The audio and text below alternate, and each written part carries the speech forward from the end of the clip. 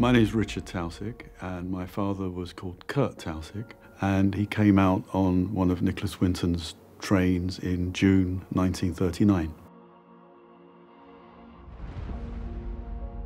15 and 10 months, so he got in by 2 months. He was part of the taping and he stood up in the audience when he was asked to stand. Hence, I'm here today to stand for him. It's been a very interesting experience. Nice to be in a recreation of what he did in the late 80s.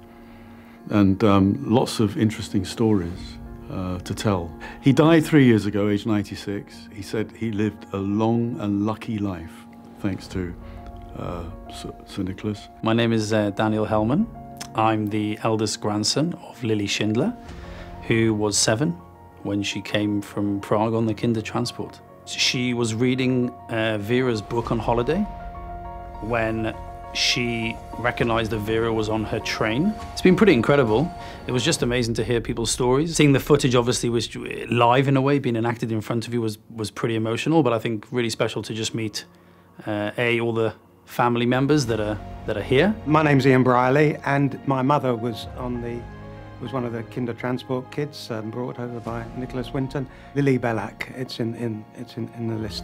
She was on the last successful train that came, which I think left on the 1st of August 1939. She didn't talk much about it, but she would tell me little stories about it and how there were a lot of other younger kids on the trip and how she looked after the younger kids. I was brought up not knowing very much about that. They didn't want me to stand out. They'd seen the standing out as the reason that they'd been deported and got into that terrible situation. It's been very moving, really, because I haven't been involved. You know, I've been interested, and I do feel my Jewish heritage, and so it's been really good. You know, my mother, unfortunately, never came along to any of these, which I think is very sad. I think she would have enjoyed it, and I think it would have been good for her too. For me, it's been really lovely. Fabulous day, been really, really memorable. And yeah, maybe you could open the page. Yeah, with pleasure, with pleasure. Yeah, I brought it actually to show George, and I took a photocopy to show George because his mother's still alive, and they were both on the same train, and I just said, ask your mum if perhaps she remembers my mum. Perfect. I'm Nicola. I'm Vera Gissing's daughter. I'm Clive Gissing, Vera Gissing's son. And I'm Christian Gissing. Vera Gissing was my grandmother. She came across on the Kindertransport when she was 11, or just before her 11th birthday. She did come with her sister, and she arrived at Liverpool Street and was picked up by my little Granny Rainford, who eventually turned up, who was probably one of the last. Then later on we met Nicholas through this program, Esther Ransom, had on That's Life. She'd written her book, which was her own autobiography, and Esther heard about it and said, I really got to find this man. And so they did, and it just happened at that time that Nicky's wife had discovered the documents and things in the attic. That's when they put Nicholas with many of the children on that program. And I think it was one of the most emotional scenes I've seen when it first came out. It blew me away. Today was a really emotional reenactment of that. It was quite amazing to watch. Obviously, I wasn't there for the original thing, but I've watched it many times. I've been sent that video from friends all over the world.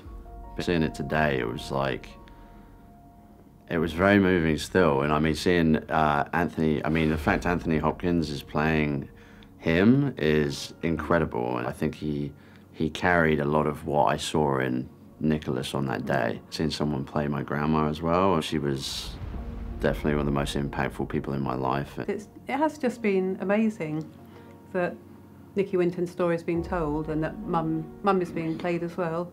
I think we've been really really happy that they chose, I don't know her full name, Henrietta somebody, because she's very like Mum. She has the same sort of warmth, the same vivacity. I think the theme of all of this, though, is quite simple. And I love the theme of this, which is how one person can make such a difference, and not always to leave it to others to sort out. I think Mum would have been pleased. Yeah, I think she would. My name is George Baines, and my relationship with the film is that my mother was one of the Kindertransport children. My name is Simon Paddock, and my mother is step-sisters with George's mother. So they were on the same train. A milliner and Eva. When they got to the UK on the train, there was a sponsor who was Mr. and Mrs. Ratcliffe from Ashton-under-Lyne, and they took both Milliner and Eva in. And they stayed in touch with them for many years after. Yeah, and they always called them Mummy and Daddy Ratcliffe. Mummy and Daddy Ratcliffe. Mum is actually the lady that speaks to Nicholas in the production, so which is quite an amazing thing for me to see, because she's introduced by Esther Ranson, as you know. Eva wasn't. She was in the States by then. Right. I don't remember hearing about it until that show. Every time I see it, it's like the first time. You know, I get goosebumps. Yeah, me too. It was powerful. Yes. Especially when Nicholas Winton stands up and faces Oz. Yes. At that moment, I felt most, emotional. I think it was really a sort of emotionally intelligent thing for them to do that, to get us involved. I mean, it's important at any time, but I think this moment especially. Around the world, really, but obviously very much in Russia and Ukraine at the moment. There's a lot of synergy, a lot of reflection, if you like, of what's going on. My mother was very young, so not a lot of direct memories, and she didn't talk about it much. Yeah, similarly for me too. Yeah. Yeah. I mean, I always knew she was Czech, but I didn't know much more than that. Yeah. My name is Galia. I'm Daniel. Leora. We're kids, we're actually 4 kids, but my brother's on holiday in Greece, of Paul Kohn, my dad, and he was one of Nicky's kids. He was Austrian. He was born in Baden by Wien. After the Anschluss, the Germans came into Austria. They ran away to Bratislava, to Czechoslovakia. He went to school there, and then 2 policemen came one day and they said to him, you're Austrian, you're not from Czechoslovakia, you've got to go. They took him home and they said that you've got to get out of here, you've got to get back into Austria. The father said, no way am I going back into Austria. They slept under the bridge.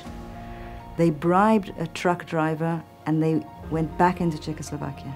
Then somehow they found out about the fact that 10 kids, Nicky's kids, can go into England, can be saved, and they had to be chosen because only 10 kids were allowed from that area. And he was one of the 10 kids, and off he went to England. This was in June 1939, one of the first trains of Nicholas Winton. A reverend and his wife, which had no kids, decided to adopt my father and another kid. They acted as their parents for everything, took care of them. During the war, they used to even bring kosher food whenever they could from London.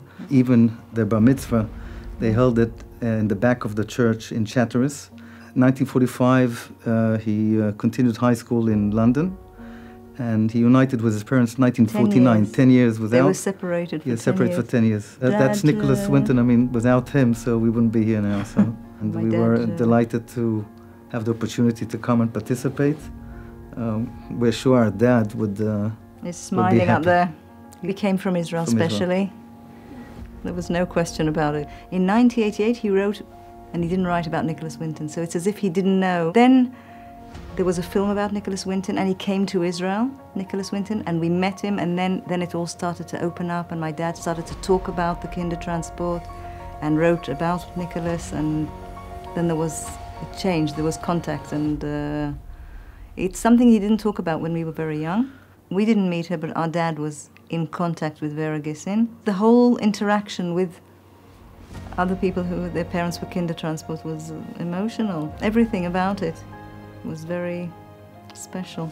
We knew this scene. We'd seen this scene, and at least I always cried every single time I saw this. And then saying we're going to do this scene again was like...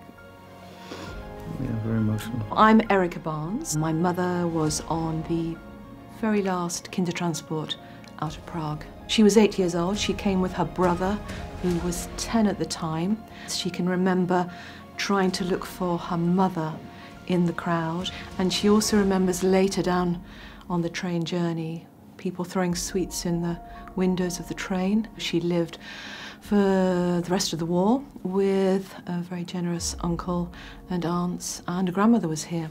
But She never saw her parents again, of course. As we were growing up, we heard lots of, and we shared lots of lovely stories about it, but we thought she was the only one. It was quite an odd thing, and we hadn't met or come across anybody who'd had this story. We were watching That's Life, as you did in the 1980s. The very first programme came on, and we rang each other up and said, that's us. We immediately made contact with the producers, and they invited her on for the next day. So my mother was in the audience of the reveal when they all stood up. It's been really nice for me to kind of play her role, and she actually wore this set of beads, so I thought that would be a really nice touch to just bring her along with me. We've got lots of pictures of her sitting, you know, the group photo with lots of the other kinder. So lovely to hear those whose parents are still alive, and they're really looking forward seeing the film. She didn't know until the That's Life programme that it was Nicholasa Wintona who saved her life. It's important for me to represent my mother and to help share her story. And it was so lovely that Sir Anthony Hopkins really captured that moment when it was all revealed. They've been wanting to find out who saved them, and this was the moment for them. I'm Helen Goldsmith. This is my husband John Goldsmith. My mother was on the kinder transport. She came over to England when she was 7 years old. Alexandra Pfeiffer. Yeah, and she did actually appear on That's Life. We were actually at the filming for That's Life in 1988. We were allowed to go up there and sit in the auditorium, and it's just amazing. We remember the original programme, and we were there for the filming of one of the original programmes. And the actors are amazing. How the attention to detail is fantastic. It is amazing. It is. You know, hopefully it will be a legacy and people will, you know, never forget. I know it's easy to say you should never forget, but definitely. And I think with the war in Ukraine and everything that's going on in the world, you know, it's good timing to make sure it's in the public eye. It's just really good to just keep it involved with it all, and keep the memory alive. Yeah. Family that fostered her were lovely, they were adorable. We called them Grandma and Grandad and Aunt and Uncle, and we were very close to them, and we still are. My mother never told us. She was very secretive, very much like Mr. Winton, never told anyone. And when she appeared on That's Life, the phone didn't stop ringing, did it? No, we got home. Nobody knew. No, she didn't tell Nobody anyone. knew.